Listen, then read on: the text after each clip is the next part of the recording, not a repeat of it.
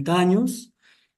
Eh, Tenemos presencia misionera desde el carisma de la educación en más de 80 países.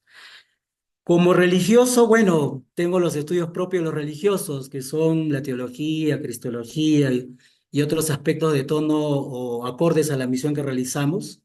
Pero además de profesión, soy pedagogo ante todo en la rama de historia, de filosofía, también tengo estudios en psicología educativa y estos últimos años me he dedicado a la investigación no solo académica, sino también de tipo periodística, justamente gracias a la experiencia que me ha tocado vivir en el Museo Cementerio Presbítero Matías Maestro, y desde aquí agradezco a los guías de la Beneficencia Pública de Lima que han sabido orientarme y quizás reflexionar mucho más el quehacer de la investigación del arte funerario, de la experiencia de la muerte en sintonía con el morir, que es otro tipo de comprensión sobre la vida y también la muerte.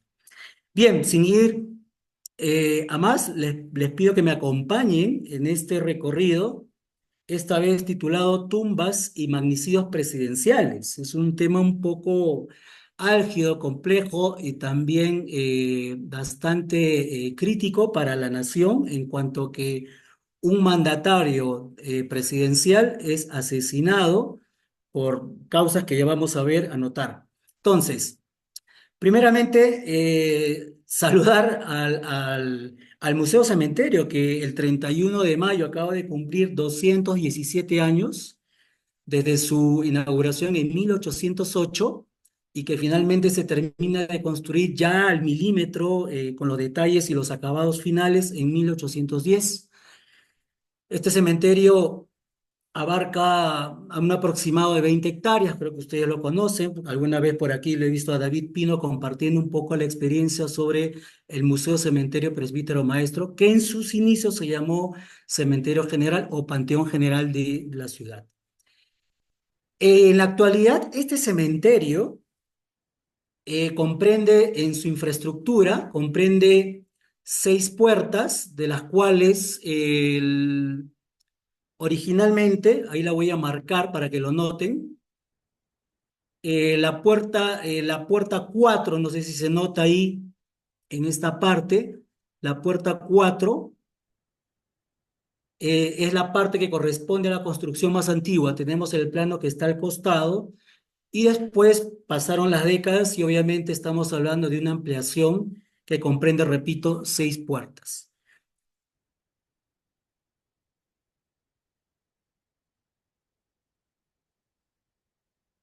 Vamos a ver que en la puerta 4 aparece esta entrada, que es la entrada más antigua que tuvo y que hasta el día de hoy por lo menos permanece con estas esculturas que acompañan ahí, la escultura que representa, o es la alegoría en todo caso de la fe, y hacia el otro lado está la alegoría de la esperanza, con la ancla que la vemos ahí rematada por estas columnas que acompañan. Y hacia el fondo estamos notando la antigua capilla que tenía este cementerio y en su interior, como vemos, al costado hay una fotografía del Cristo yacente. En la actualidad, esta capilla ya no existe, sino ha sido reemplazada por una especie de baldaquino que actualmente comprende esta parte que sería la más antigua del cementerio.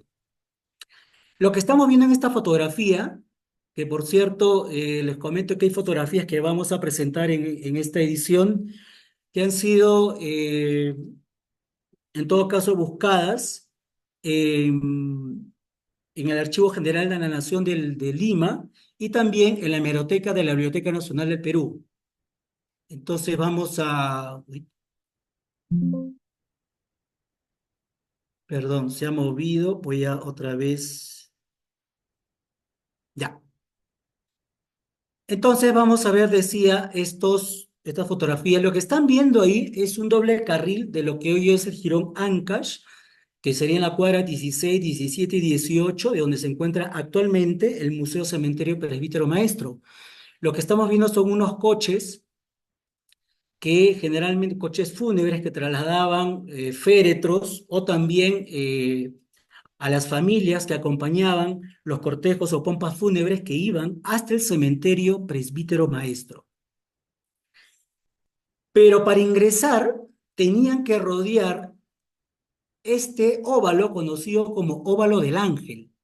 Este óvalo del Ángel comprendía y se instalaban ahí varias carrozas que esperaban a aquellos que visitaban o eran parte de un enterramiento, sea de algún familiar o de algún personaje importante de la ciudad de Lima, y que también tenían este espacio de espera, ¿no?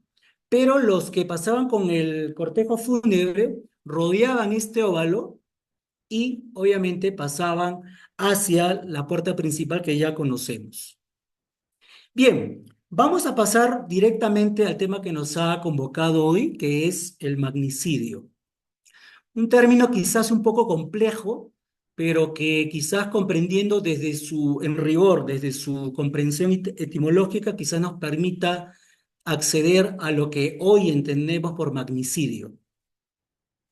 Primero, magnicidio etimológicamente viene del latín magnus o magnusa o magnum, que también se utiliza muchas veces para referirse a una palabra que tiene que ver con grande o importante.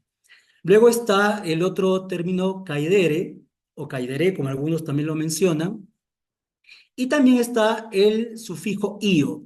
Esto va a traer como comprensión quizás, repito, en rigor desde la etimología, la palabra magnus como grande, caedere, que ahí viene el cidio o el cidio, que en realidad se traduciría por cortar más que matar y por supuesto se iría a exterminar, ¿no? Y esto nos llevaría a una definición que quizás hoy desde la RAE nos permite entender qué cosa es un magnicidio para poder aproximarnos y acercarnos a las experiencias de muerte que han transitado algunos personajes de la política peruana. Entonces, magnicidio es la muerte violenta dada a una persona con un poder político, un cargo importante, repito, usualmente de figura política en el entorno social que en ese momento transita la historia de un país. En este caso estamos hablando del Perú. Pero además tenemos que ver algo, que los magnicidas, es decir, aquellos que atentan contra la vida de un personaje importante, eh, suelen tener una motivación que puede ser de carácter ideológico, político, religioso, bueno, tantas motivaciones que pueden existir ante este tipo de situación. Pero generalmente la motivación o la intencionalidad o la finalidad es provocar una crisis política para eliminar al adversario. Contrario a alguien que piensa él o que tiene una visión del mundo o de la vida o de la política distinto, que lo convierte en un antagonista fuerte, ¿no? Por lo cual considero un obstáculo para llevar planes a cabo para, en este caso, alguna sociedad que requiere un proyecto nuevo, una mirada nueva. Bueno, vamos a comenzar en todo caso brevemente porque acá yo he puesto dos, hay varios casos en el presbítero maestro, pero no los vamos a abordar todos, algunos solamente de manera muy general y otros sí vamos a profundizar por una cuestión también del tiempo. Tenemos aquí el caso de Bernardo de Monteagudo. Bernardo de Monteagudo es argentino, nació en Tucumán. Fue abogado, político, periodista, militar, participó en el proceso de independencia del Río de la Plata y también, por supuesto, vino con la expedición Libertadores cuando concede San Martín aquí al Perú. En un segundo momento, para ya 1925 concretamente, cuando ya Bolívar estaba instalando también un tipo de gobernanza en el país, Bernardo de Monteagudo va a sufrir un asesinato, un magnicidio. Y lo que estamos viendo aquí es un pequeño mapa de lo que hoy sería la Plaza San Martín. Él habría sido asesinado aproximadamente en lo que hoy conocemos como Jirón de la Unión, la cuadra 11, muy cercano al Teatro Colón, como está figurado en el plano, lugar que curiosamente va a ocurrir un asesinato en 1935 justamente por esta zona, ¿no? Pero bueno, sigamos en todo caso con Bernardo de Monteagudo.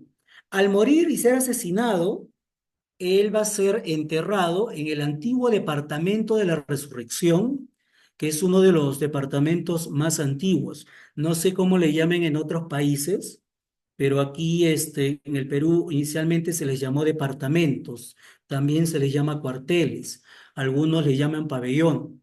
Pero en todo caso, siendo, repito, en rigor con la comprensión con la que se estructuró este museo, este cementerio, en la persona de Matías Maestro Alegría, que fue su diseñador, comprendía este cuartel, como ustedes ven, cuatro niveles, lo que antiguamente seguramente se conocía como la democratización de los enterramientos que existían en este tiempo. Bueno, en este departamento va a estar Bernardo de Monteagudo, que falleció, fue asesinado, repito, en 28 de enero de 1825, pero sus restos van a estar aquí hasta 1917 y van a ser, a pedido del gobierno argentino, va a ser conducido hacia o trasladado hacia el cementerio de La Recoleta, tengo entendido, y no hace pocos años, sino es el 2016, que fue trasladado al cementerio de Tucumán. Me corrigen en todo caso los que están aquí, nuestros hermanos argentinos, ese dato que es importante. Lo cierto, y esto es una noticia muy fresca, el lunes 26 de mayo de este año, o sea, hace poquitos días, el Centro de Estudios Históricos Militares del Perú, en coordinación también con la Embajada Argentina y con distintas autoridades, han puesto o han develado una placa en memoria justamente de Bernardo de Monteagudo, justo en el lugar donde fue asesinado, ¿no? Una placa que hoy, repito, ha sido velada y que muchos transeúntes que pasan por esta zona del centro histórico de Lima pueden ver. Un segundo magnicidio que vamos a comentar brevemente es el asesinato del presidente José Balta de manos de los hermanos Gutiérrez, un levantamiento por un entripado político que ocurrió casi a fines del siglo XIX y en el que finalmente va a ser, bueno, una tensión política muy violenta, muy crítica para el país, que finalmente va a acabar con el asesinato del presidente, repito, de mano de los hermanos Gutiérrez. El presidente al morir obviamente pasó a ser enterrado también en el cementerio Presbítero Maestro y se encuentra ingresando por la puerta 4, lo que sería hoy la calle, antiguamente se llamaba la calle Castilla, por encontrarse ahí el mausoleo del presidente Ramón Castilla, hoy calle de la Muerte, se encuentra enterrado el presidente José Balta. Ahí vemos un ángel de la resurrección con la trompeta señalando hacia el cielo. Y también,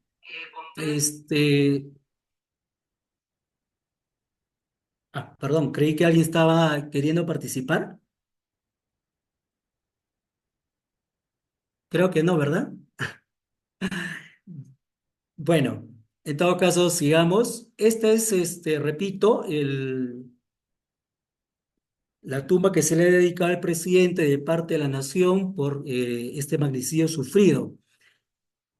Se dice para algunos historiadores, en realidad, el magnicidio en el Perú no tiene el inicio con Bernardo de Monteagudo. Podríamos ver para algunos, desde el mismo Atahualpa, Francisco Pizarro, bueno, pasando por otros personajes de la historia del Perú, habrían sufrido magnicidio bajo este concepto que hemos compartido al inicio.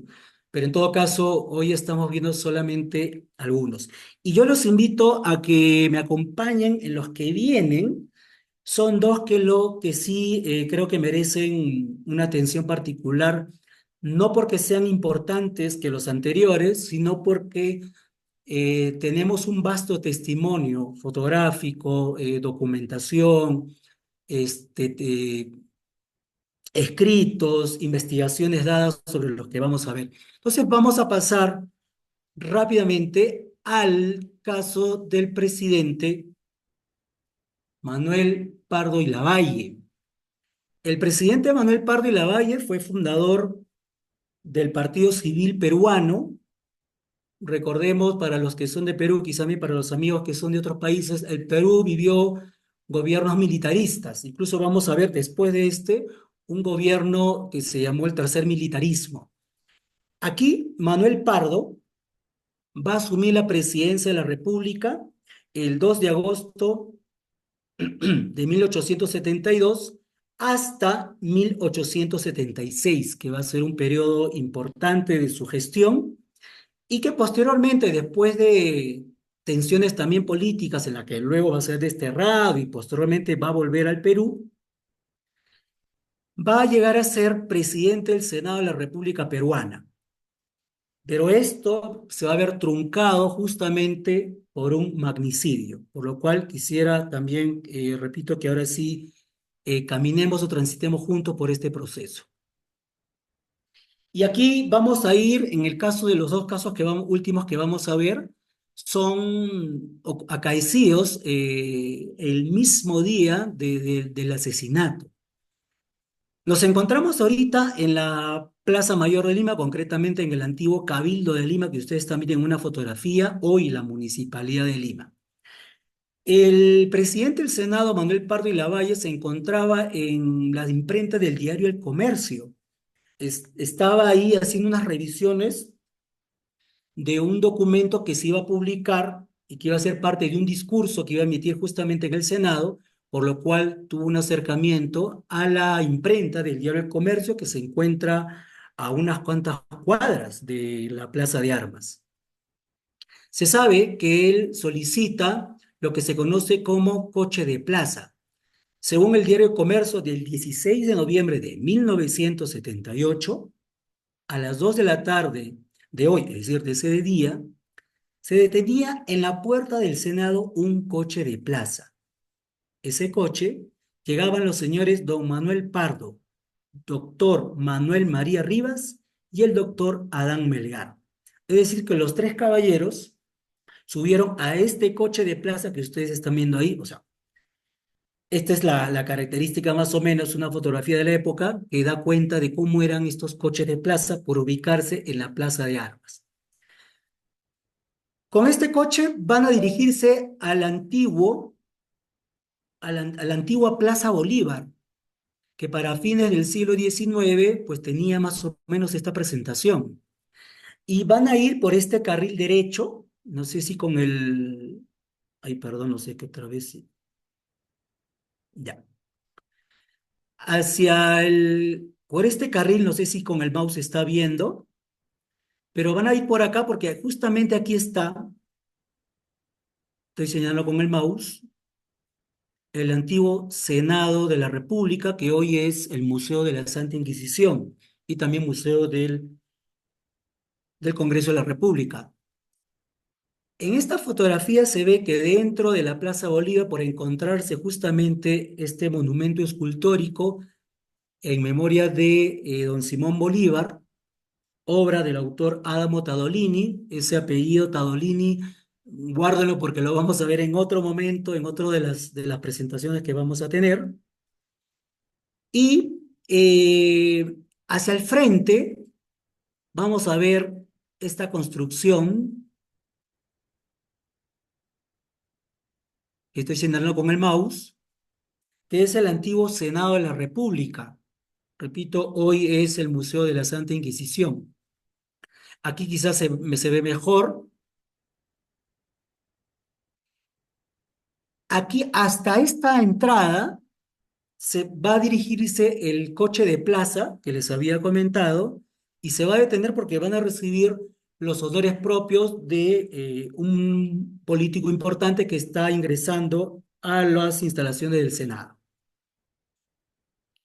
Entonces, según en el libro del autor Ernesto del Campo, titulado El asesinato de Manuel Pardo, se nos cuenta lo siguiente. Al bajar el señor Pardo del coche, la guardia presentó las armas y el corneta tocó la marcha regular. El señor Pardo entró al lado con el señor Rivas. Al pasar delante del comandante de la guardia, le hizo con la mano una seña para que cesaran los honores. cayó la corneta y los soldados bajaron las armas. Pero al ingresar, lo que vamos a ver es que uno de los que estaba ahí presente, llamado Melchor Montoya, que estaba justamente haciendo de recepción con otros militares, en este del Senado, Manuel Pardo y Lavalle, cuando ingresan, aquí voy a quizás señalar, lo que están viendo ustedes aquí no es una fotografía, es un grabado de Henri Michel de 1878 que va a aparecer publicado en un periódico Le Monde Illustre de Francia, en París. El presidente entra hacia el lado izquierdo para dirigirse donde estaría el patio sevillano y allí pues va a recibir por la retaguardia un disparo.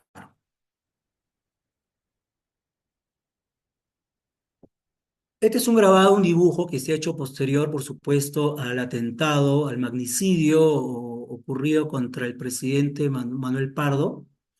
Y en este mismo libro de Ernesto del Campo nos cuentan lo siguiente. La bala, después de rozar el dorso de la mano izquierda del señor Rivas, quien lo acompañaba, quien pasó con él primero, entró por sobre el pulmón izquierdo del señor Pardo y salió por debajo la clavícula del mismo lado, tocando ligeramente el pulmón. Don Manuel Pardo se llevó las manos al pecho, miró al señor Rivas como queriéndole decir algo. Exhaló un ay y recostado sobre este caballero recorrió dando traspiés al pasadizo que se encontraba, como les había mencionado, en la antigua diapositiva, el patio sevillano.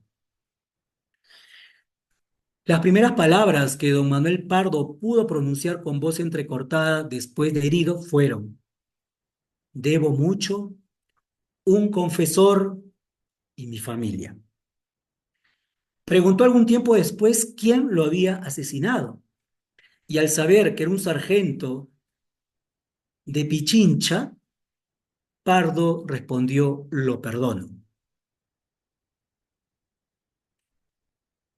Unos cuantos pasos que finalmente Pardo, acompañado por el señor Rivas, que son unos 4 o 5 pasos según los relatan las crónicas de algunos biógrafos, donde estoy señalando con el mouse, ahí es donde finalmente va a caer Pardo, le van a traer un colchón de los que estaban, de los guardianes del Senado, lo van a poner, un confesor va a llegar a escuchar alguna de las palabras, últimas palabras antes de morir, y finalmente su deceso pues era inevitable. Él va a morir a las 3 de la tarde. Y en la actualidad, hoy se encuentra una placa en el lugar donde fue asesinado el presidente Manuel Pardo y Lavalle, donde dice: aquí fue victimado el 16 de noviembre de 1878, siendo presidente del Senado, don Manuel Pardo, fundador del Partido Civil, presidente de la República. ¿Recuerdan ustedes que cuando al inicio les presentaba el detalle este del presbítero maestro, que para ingresar eh, las carrozas fúnebres o los coches que pasaban por la avenida Ancash, o el Jirón Ancash, hoy Jirón Ancash, tenían que bordear el óvalo del Ángel? Bien, en el libro El Expediente Prado, en la página 41, se nos relata que efectivamente al ser capturado el Melchor Montoya, quien al disparar al presidente Pardo sale corriendo por la Plaza Bolívar, es detenido por otros gendarmes y lo van a capturar. Incluso va a ser entrevistado por el mismísimo Mariano Ignacio Prado y van a decretar su fusilamiento. ¿Pero dónde lo van a fusilar? Justamente al pie de el Ángel de la Resurrección, que repito, se encontraba en este óvalo que llevaba el mismo nombre. Un dato que estoy por investigar porque he encontrado entre los archivos del presbítero maestro del museo y que se encuentran en la Beneficencia Pública de Lima, eh, al parecer Melchor Montoya estaría enterrado en el mismo cementerio de su víctima. Es un dato que está por confirmar porque aparece ahí el nombre de Manuel Melchor, ¿no? Entonces vamos a confirmar esto más adelante cuando continuemos con las investigaciones sobre el lugar de enterramiento de Melchor Montoya. Les mencionaba obviamente que esto es parte de un grabado, un dibujo que se hizo, que se publicó ese mismo año en el periódico parisino Le Monde Illustré. Bien, esto lo que están viendo ya es el lugar donde fue enterrado el presidente Manuel Pardo y Lavalle. Muy conocido, también visitado, es parte del recorrido que los guías de la Beneficencia Pública de Lima, en las visitas diurnas y nocturnas, siempre comentan y acompañan en la explicación justamente entre digamos, el arte, la arquitectura funeraria, la historia, pero sobre todo la experiencia que ha marcado esto para el país, ¿no? Y que en la actualidad se sigue haciendo memoria de este acontecimiento, ¿no? Bueno, lo que estamos viendo ahí, quizás ya pasando a la parte, a la iconografía funeraria o la interpretación que podamos hacer, no sé si, a ver, para un poco también puedan ustedes participar. Eh, si alguien recuerda cómo se llama este tipo de cruz que está ahí, puede escribir en el chat. ¿Cómo se llama este tipo de cruz?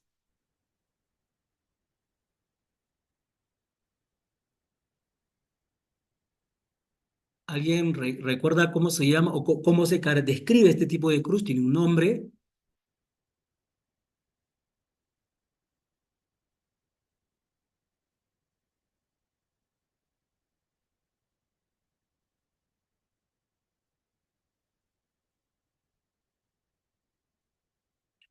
Bueno, a ver,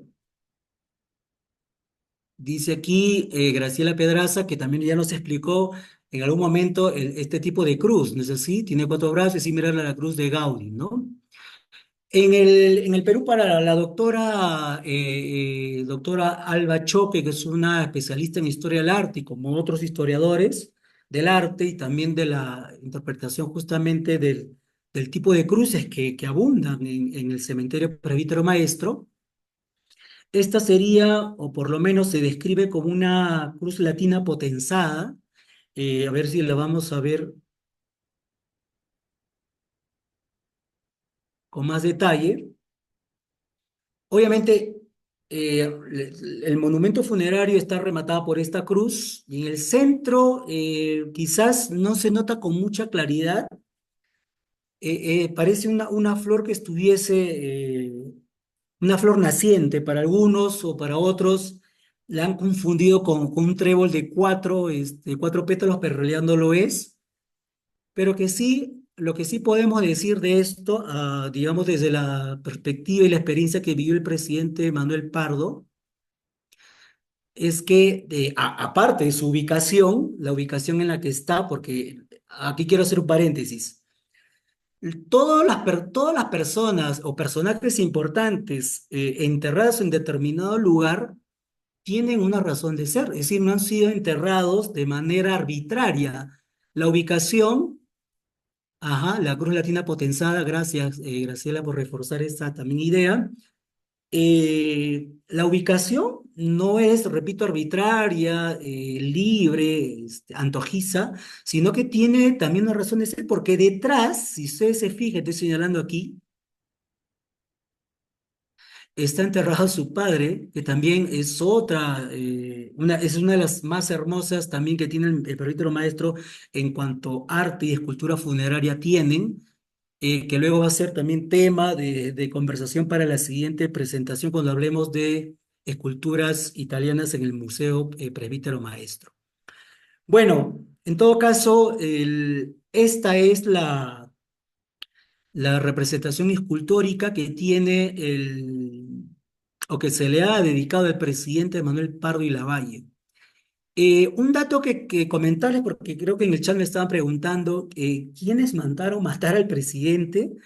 En realidad, quienes lo acompañaron no tuvieron nada que ver, porque algunos hablan de traición, pero no. En realidad, el, digamos, el equipo militar Pichincha, asesorado por otros y llevado por otros militares, tuvieron quizás la mala interpretación de pensar de que Pardo había lanzado hacia el Congreso de la República un proyecto para ya no el ascenso de militares.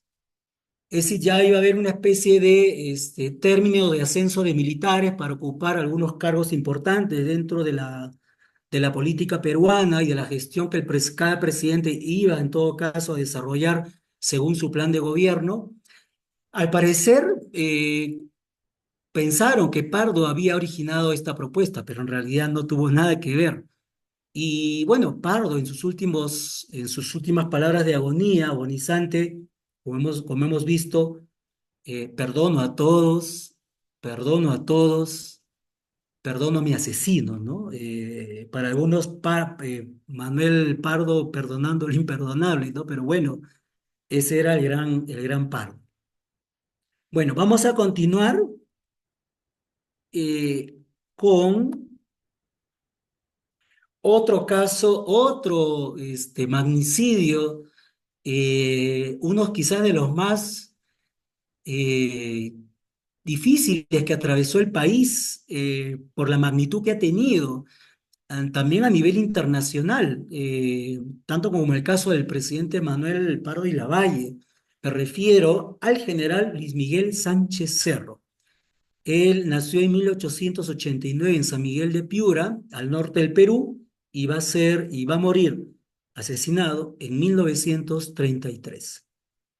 Entonces, vamos a ver ahora al presidente Luis Miguel Sánchez Cerro. Esta es una fotografía de la casa en la que vivió y donde habría nacido sus padres, don Antonio Sánchez, y su esposa, doña Rosa Cerro. Él nació el 12 de agosto de 1889, repito, en San Miguel de Piura, al norte del Perú. Vamos a pasar rápidamente porque la idea no es presentar una biografía de los personajes que estamos viendo, pero sí algunos aspectos que van a ser de total realce para entender finalmente por qué los asesinan.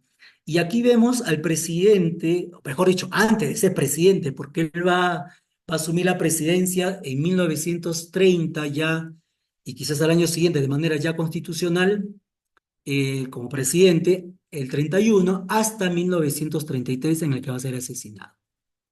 Lo que ustedes están viendo aquí, y quizás acá es el medio, están viendo al comandante en aquel momento, Luis Miguel Sánchez Cerro. Él quizás va a romper con todos los esquemas o los estereotipos sociales y también hasta raciales en cuanto a su cercanía con la población. De tez atiznada, trigueño, la gente cuando lo veía decía, este cholo es de los nuestros, ¿no? O se sentían identificados con él, porque hasta ese momento todos los presidentes de la República pues han sido de la peña o de tez blanca, entonces un poco rompía los esquemas de aquel que asumía el mando presidencial para el país.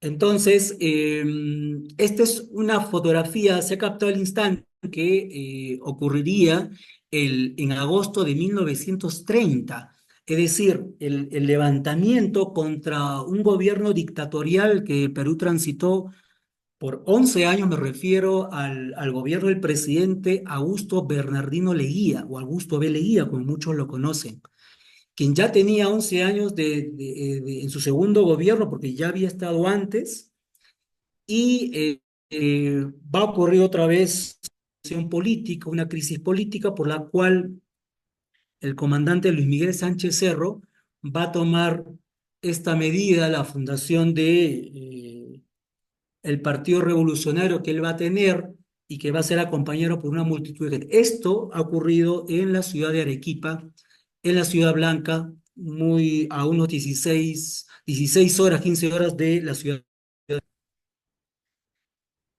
Bueno, le decía que él había sido ya elegido, toca, después de haber derrocado al presidente Augusto Bernardino Leguía, al año siguiente va a ser ya, o digamos de manera constitucional, elegido presidente de la República del Perú.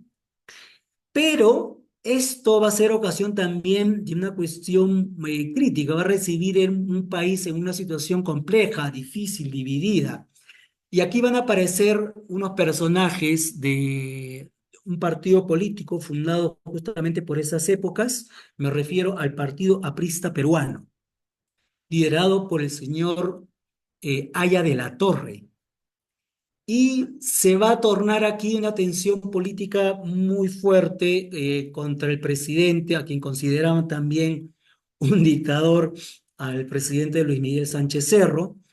Va a ocurrir una trifulca de muertes en la zona de Trujillo, en la que van a morir apristas y también van a morir militares y muchos personajes, ¿no? Sobre este tema de asesinatos de esta época, lo vamos a comentar quizá más adelante en un libro que se ha publicado justamente en los años 40. Bueno, lo que están viendo aquí es al presidente ya asistiendo a una misa en la iglesia, en una de las iglesias que se encuentra en el distrito de Miraflores. Él va a ser atacado por un joven aprista, justamente, de este partido aprista, el joven José Melgar Márquez, quien le va a disparar también por la espalda y casi le ocasiona la muerte. Inmediatamente va a ser conducido el presidente a un hospital cercano y le van a salvar la vida. La foto que están viendo al costado es ya después de haberle dado de alta, porque su vida prácticamente corría peligro y no va a ser el único atentado que va a sufrir. Hasta donde sabemos, han habido 5 intenciones de atentados. Este es uno de ellos, que finalmente no llega a concretarse. El presidente le va a perdonar la vida a este asesino, José Melgar Márquez, eh, y lo van a encarcelar simplemente en el Panóptico, que era la antigua cárcel de Lima. El presidente José Luis Miguel Sánchez Cerro, perdón, va a promulgar la Constitución Política del Perú en 1933, lo que va a desatar también una tensión compleja, no solo con este partido político, sino también hacia el interior del país. Si bien es cierto, muchos estuvieron con él, con su gestión, con su plan de gobierno, hubo algunos personajes que también, por supuesto, no estaban de acuerdo con él. Y por esta época, en 1933, ya va a recibir una tensión con el país hermano de Colombia. Y va a haber un problema concretamente con Leticia, que es un lugar que en la actualidad está en manos de Colombia. Pero bueno, hay un problema ahí que se va a tensar en la Amazonía peruana también y que va a ser un tema de decisión tras decisión que lo va a llevar incluso a pensar una posible, una posible situación bélica con el hermano país de Colombia. Pero sigamos. En medio de esa situación, en medio de esa situación, el presidente José Luis, perdón, Luis Miguel Sánchez Cerro, va a convocar no una parada militar, sino un paso de revista de militares en el antiguo hipódromo de Santa Beatriz. Esto que ustedes están viendo fue parte de lo que hoy es en la actualidad el Campo de Marte, ubicado justamente en el Distrito Jesús María, conocido como el Hipódromo de Santa Beatriz. Si me siguen con el mouse, el presidente estuvo ubicado aquí, en esta parte. Las otras autoridades estuvieron ubicados en otros espacios que se encuentran justamente en esta parte del hipódromo, pero el presidente concretamente se ubicó aquí, en esta parte. Y vamos a ver aquí una fotografía del palco oficial donde justamente se ve al presidente con el uniforme con el que fue a pasar revista a estos militares y se va a ubicar en el palco oficial. Y aquí ya estamos viendo, esta es una fotografía del Diario del Comercio de esa época, donde efectivamente, a ver, ajá, donde está encuadrado en este momento en la parte izquierda, bueno, por lo menos en la parte mía izquierda en la parte mía izquierda de esta presentación, el palco oficial donde estuvo el presidente, y ahí ven ustedes a más de 25.000 tropas militares movilizándose en este desfile o en este paso de revista que se supone iban a ir hacia la frontera con Colombia. Esto es lo que sería parte del hipódromo. Aquí vemos una fotografía ya a la salida del presidente del hipódromo de Santa Beatriz. Está saliendo resguardado por sus edecanes, por su seguridad. Se va a encontrar en la puerta con quien lo va a suceder luego, el siguiente presidente, Óscar R. Benavides. Ahí se están saludando de mano, sin presagiar, sin saber que este sería su último saludo con él.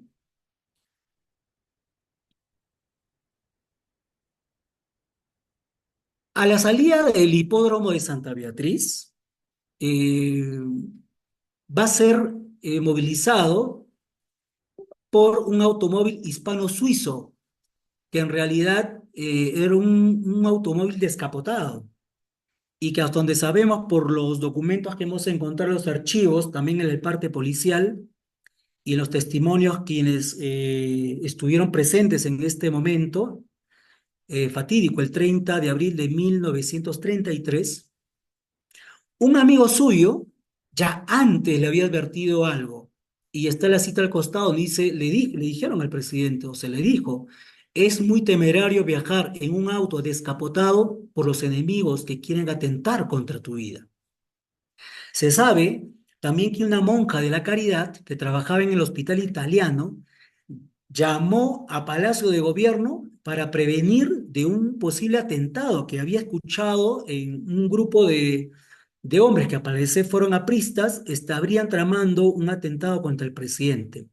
Pero el presidente no hizo caso alguno, incluso él tenía la posibilidad de utilizar una cota de malla, que es una especie de chaleco antibalas que no existía en ese tiempo, y que finalmente él decide ir así como está, ¿no? Un carro descapotado, teniendo un carro blindado, no utilizó el carro blindado, utilizó esta movilidad y fue así llevado hasta el hipódromo y con este mismo automóvil se va a retirar del hipódromo. Este es un mapa aéreo, una visión aérea, y aquí voy a señalar con el mouse. Todo esto es el hipódromo de Santa Beatriz.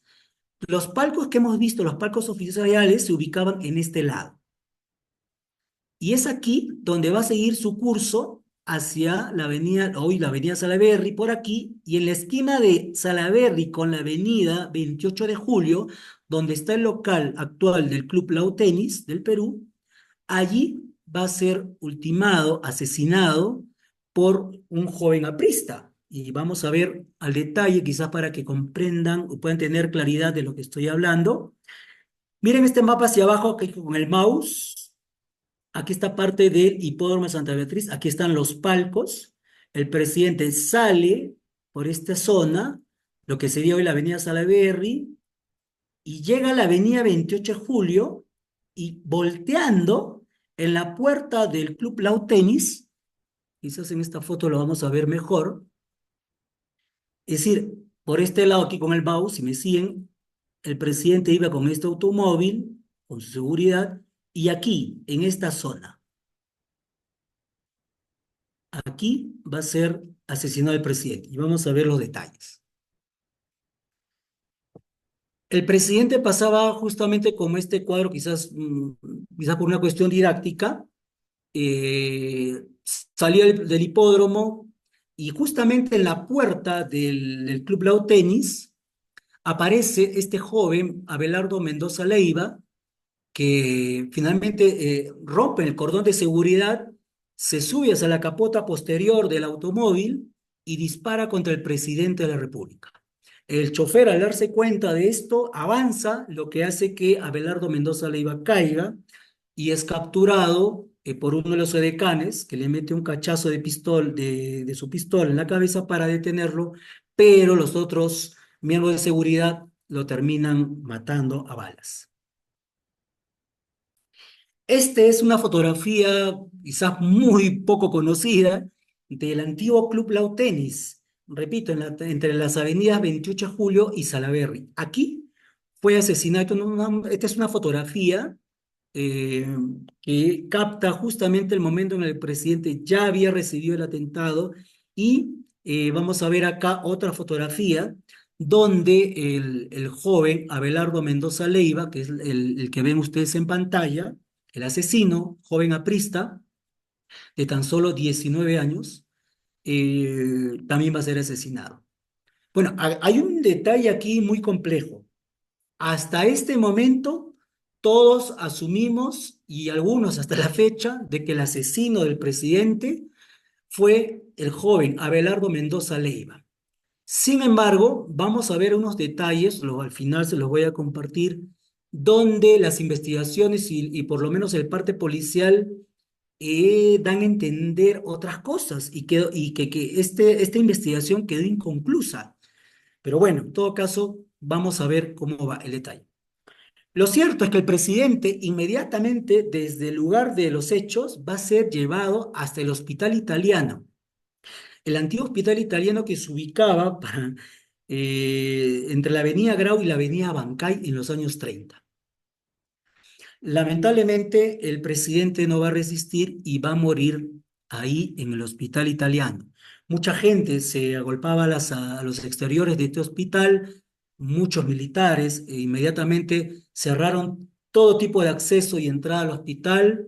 Ninguna persona podía ver al presidente, salvo las autoridades que están autorizadas para verlo. Lo cierto es que finalmente la herida de bala que le causó la muerte al presidente fue totalmente mortal. El presidente fallece, eh, inmediatamente se apertura una capilla ardiente en el mismo hospital, donde después, al día siguiente, va a ser trasladado eh, con un gran cortejo fúnebre, con presencia de muchísima gente, hacia Palacio de Gobierno. En Palacio de Gobierno, estas también son fotografías muy inéditas que he podido rescatar la investigación que estaba haciendo. Eh, el regimiento de Mariscal Nieto, que fue la guardia que acompañó y dirigió al presidente en Palacio de Gobierno, esta fotografía que ven acá con el mouse, responde en todo caso a la capilla ardiente que se creó en todo caso ahí en Palacio de Gobierno.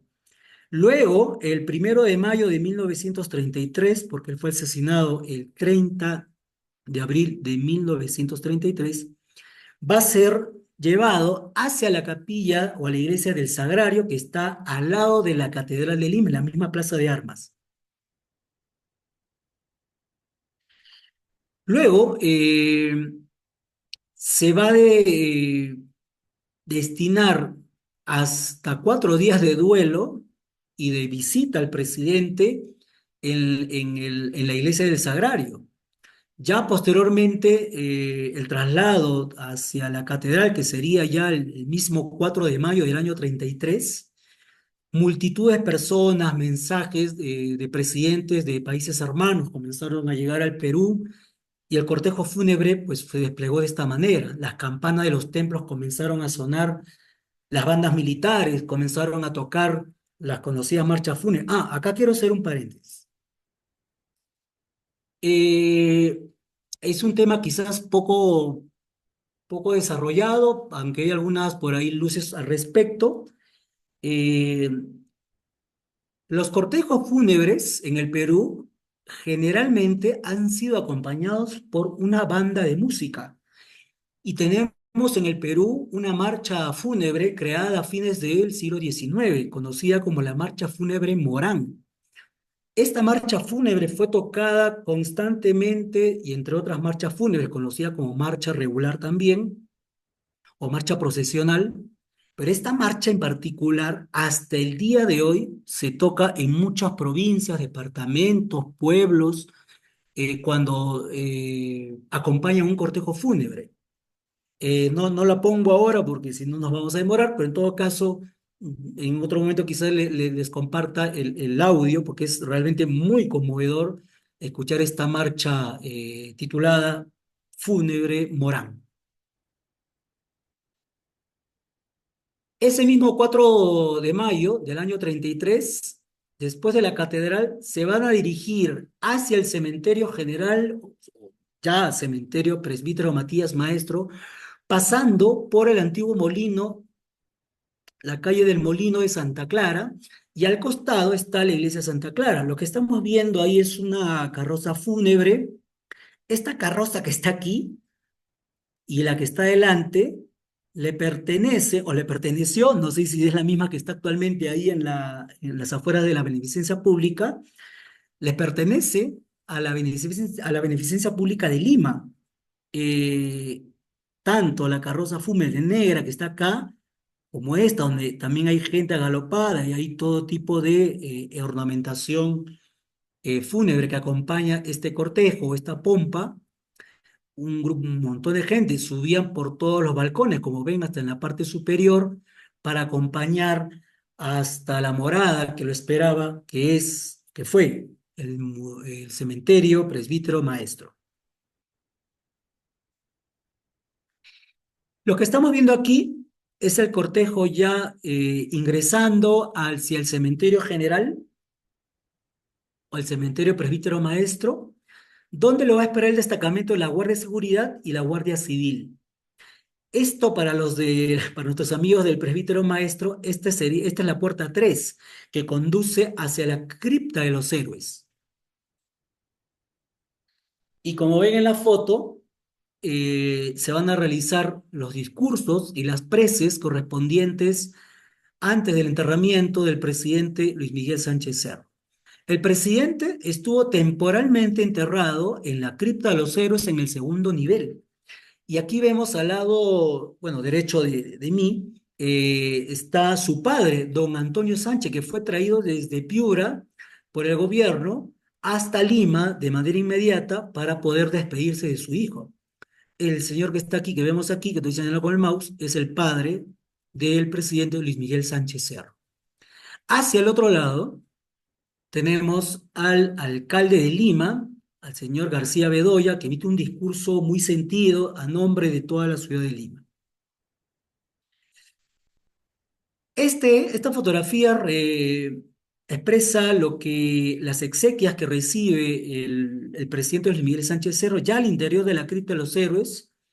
Y si se fijan, hacia este altar está un sacerdote de espaldas con los ornamentos puestos obviamente resaltantes, con muchos códigos religiosos propios de la liturgia que utiliza un sacerdote para esa época, porque recordemos que recién en el año 62 los sacerdotes ya realizan las misas de cara al público, ¿no? Muchos rituales eran de espaldas, ¿no?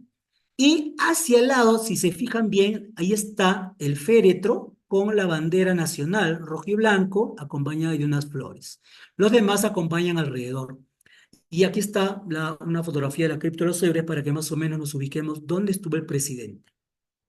Ahora bien, recién en 1940, es decir, desde el año 33 a 1940, se van a construir este hermoso mausoleo que ahora vamos a detallar con precisión y ya vamos a ir acabando para también no agotarlo con esta presentación.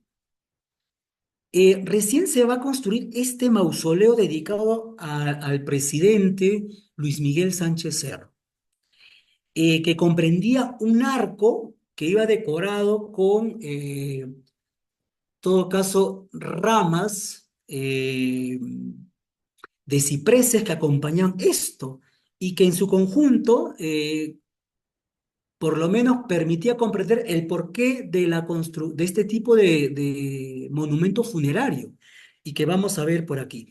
A quien ven ustedes hacia el lado izquierdo emitiendo un discurso es el secretario Manuel Mujica, muy amigo cercano del presidente Luis Miguel Sánchez Cerro, quien va a emitir unas sentidas palabras cuando se inaugure este mausoleo.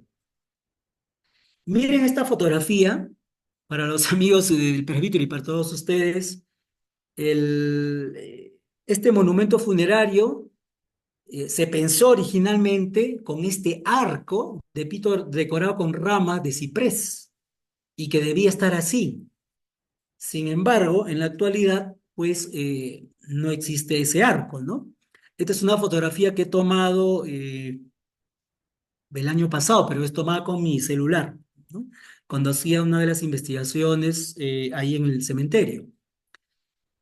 Fíjense los detalles que estamos viendo porque vamos a analizar lo que está aquí expuesto de manera artística y que en un momento las personas que acompañaron este proceso de duelo comprendieron rápidamente de qué se trataba. Bueno, esta es una fotografía ya con una cámara ya mucho mejor y vamos ahora sí ya a la comprensión del monumento funerario en sí. A ver, primero, el escultor responsable de una visión tipo neoindigenista, en realidad, Romano Espinosa Cáceda, va a ser el autor de esta escultura y el fundidor Compagnola, que es una compañía de tono italiano que tenía mucha presencia en el Perú y que juntos pudieron expresar, en todo caso, este monumento funerario dedicado al general presidente de la República, Luis Miguel Sánchez Cerro. Si se fijan, entre esta fotografía y esta, falta una placa. Bueno, que luego vamos a comentar qué ha pasado con la placa, porque miren, falta la placa. Bueno, a ver, primero, la composición general de este monumento funerario, la escultura como tal es netamente de bronce. Sobre lo que está sentada esta escultura es mármol negro y la plataforma principal, abasamentada y que está sobre este mármol y luego la escultura de bronce es piedra de granito azul. Y vamos a ir a los detalles. Esta es una fotografía ya desde la parte posterior, es decir, desde la espalda del monumento funerario. A ver, en principio, para el autor, el escultor y quienes hay una apropiación particular muy quizás andina de esta representación de arte funerario, de esta iconografía funeraria, y la representación de la mujer que ustedes están viendo es la representación de la nación en cuerpo entero y sedente. Para algunos es una guerrera inca que tiene unos atributos propiamente, repito, andinos. Y vamos a ver, como se aprecia, estamos viendo un gorro frigio que lleva esta mujer, aunque para algunos es un casco frigio en realidad, que representa o simboliza la libertad y la república que estaba en construcción para este país cuando el presidente asumió lo que realmente debió ser una nueva patria que Leguía, parece, entendió de una manera. El presidente Leguía, anterior a Luis Miguel Sánchez Cerro. Eh, la cota de malla, que es lo que tiene como una protección, es que simboliza al guerrero, la protección, la lucha y el valor, que parece que está sobre el pecho, parece escamas, se llamaba la cota de malla. La capa negra que lleva esta mujer, llamada en el quechua como uncu, que es el símbolo de la creación y la muerte, de la identidad y del rango social. Y por otro lado, las trenzas. Las trenzas simbolizan al liderazgo, la conexión con la Pachamama, es decir, con la madre tierra. Pacha, tierra, mama, madre, la tierra madre. La conexión con los ancestros, con la fuerza y con la vitalidad, ¿no? Entonces, voy a retroceder un toquecito, porque si, como creo que estoy viendo en el chat, no sé si me fijo bien, Lisandro aquí nos dice similar a la piedad, ¿no? Sí, exactamente. Algunos la conocen como la piedad andina, porque si recuerdan la escultura de la piedad, pues bueno, es la Virgen María quien tiene en su regazo a Jesucristo ya muerto, ¿no? Y es una representación muy, muy similar. Algunos por eso la llaman la piedad andina, ¿no? Vamos a seguir para ya ir culminando. Otros detalles importantes que hay que tener en cuenta son las sandalias que el escultor ha puesto al descubierto. La sandalia incaica llamada Sik o Usuta, algunos Ushuta, de ahí viene Ojota, Ojota en quechua, que en realidad, hecho de cuero de llama y alpaca, simboliza el camino hacia las alturas, ¿no? Hacia el otro lado, en alto relieve, tenemos el volcán Misti. Recordemos que, como les había mostrado en una fotografía, simboliza el momento en que el presidente Sánchez Cerro se va a sublevar contra el gobierno del presidente Augusto B. Leguía. ¿Es así? Y hacia el otro lado tenemos los símbolos ya conocidos por nosotros, el laurel, la espada, el olivo, y la fecha que aparece ahí, el 30 de abril de 1933, fecha en la que sufre justamente el magnicidio en el hipódromo de Santa Beatriz. ¿Es así? Entonces, bueno, como ya ustedes conocen, el laurel, pues simboliza también la inmortalidad, la purificación, la victoria, el heroísmo y todas estas cualidades que tenía el presidente Luis Miguel Sánchez Cerro. Bueno, con esto creo que estaba pensado por 1 hora, pero ya me he pasado el tiempo, así que estos fueron la presentación de los magnicidios acaecidos aquí en el Perú y que los guías de oficiales de la Beneficencia Pública de Lima, del Museo Cementerio Presbítero Matías Maestro, nos saben orientar perfectamente bien y establecen un punto en medio y de equilibrio entre la investigación académica y la experiencia y el acontecimiento y la memoria que se vinculan justamente en esta sana atención para ofrecernos justamente esta pedagogía de la memoria o una educación en el recuerdo. Hay una poesía que se escribe a partir justamente de esos hechos que me llamó la atención, que dice lo siguiente: cuando tu vida deje de vivir esta vida, tu vida comenzará a vivir en la muerte, a lo que llamamos hoy memoria, ¿no? Memoria, corazón y garantía de la experiencia que se vive y se comparte en el presbítero maestro. Bien, solamente para ya finalizar, de dónde se ha obtenido toda la información que les estoy presentando y que recomiendo, si a alguno le interesa, profundizar más de lo que, porque esto daría para mucho más. Tengo en realidad un repositorio fotográfico bastante amplio que he podido conseguir de la investigación. En el caso de Magnicidio de Liñán Murillo, el otro libro de Rolando Rojas, Cómo matar a un presidente. Este no es una receta para matar presidentes, es más bien desentrañan cómo fueron los planes con los que utilizaron muchos adversarios eh, para matar a distintas autoridades, en este caso los presidentes de la República, ¿no? Luego de los 16 tomos, yo he utilizado 4 o 5 tomos de don Jorge Bastar, el historiador del Perú, en su libro Historia de la República del Perú.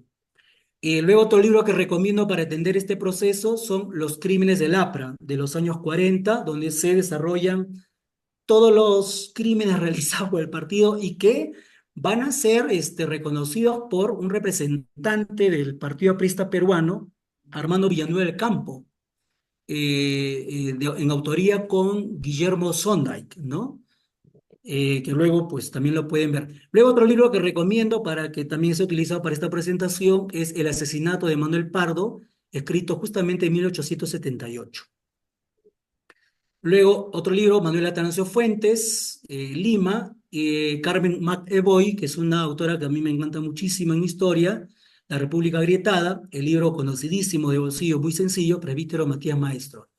También en el Archivo General de la Nación hay información muy valiosa e importante sobre esto, y lo propio en la hemeroteca de la Biblioteca Nacional de Lima. Bueno, conmigo ha sido todo por esta presentación. Muchísimas gracias y estoy atento a sus comentarios y preguntas.